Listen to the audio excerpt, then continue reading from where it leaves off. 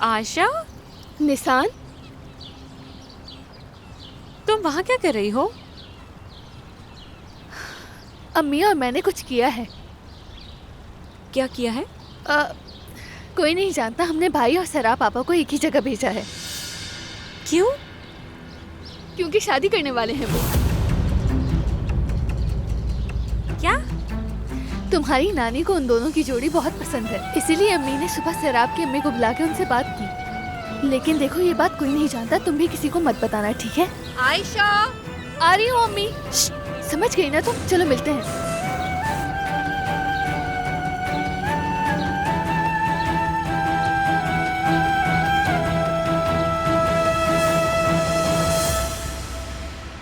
लेकिन मुझे ऐसे सीधे बाल चाहिए हैं। अम्मी को भी ऐसी पसंद है ना बाबा? हाँ बेटा, ऐसे ही पसंद है।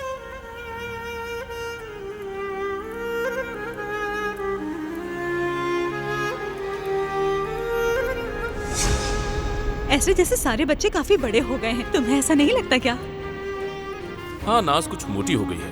उमर वो भी बड़ा हो गया है। उसके बाल बड़े हो गए इसीलिए लग रहा है। तुम्हारे बगैर उसने बाल कटवाए ही नहीं है। हाँ, मेरा शहजादा जो है। अब वहाँ जाने के बाद हम दोनों एक साथ ही बार्बर के पास जाएंगे।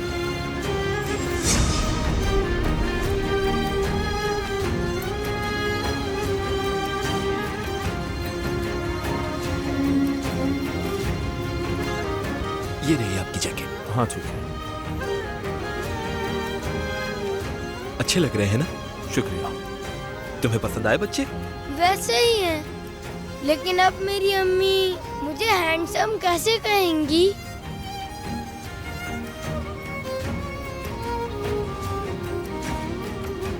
चलो आ जाओ।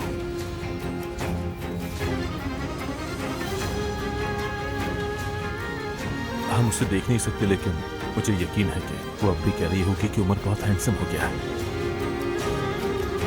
अम्मी, आप भी बहुत प्यारी हैं।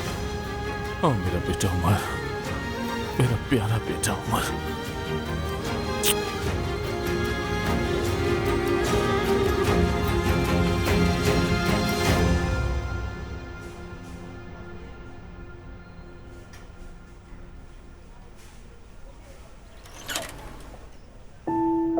आखिरकार।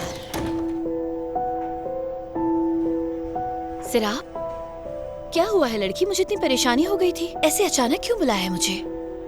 अगर बात अर्जेंट ना होती तो कभी ना बुलाती असरा। तुम्हें घर की जरूरत थी ना?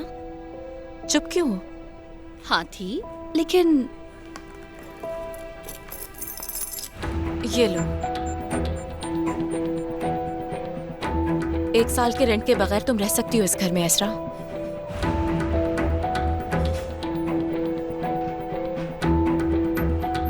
सीरियस हो गया तुम? मेरा घर है, खाली है, जैसे चाहो वैसे रहना। सिराब, बहुत शुक्रिया तुम्हारा। ये तो बहुत जबरदस्त हो गया यार। लेकिन इसके बदले तुम्हें मुझसे क्या चाहिए? जाहिर सी बात है, हर चीज की कीमत होती है ना?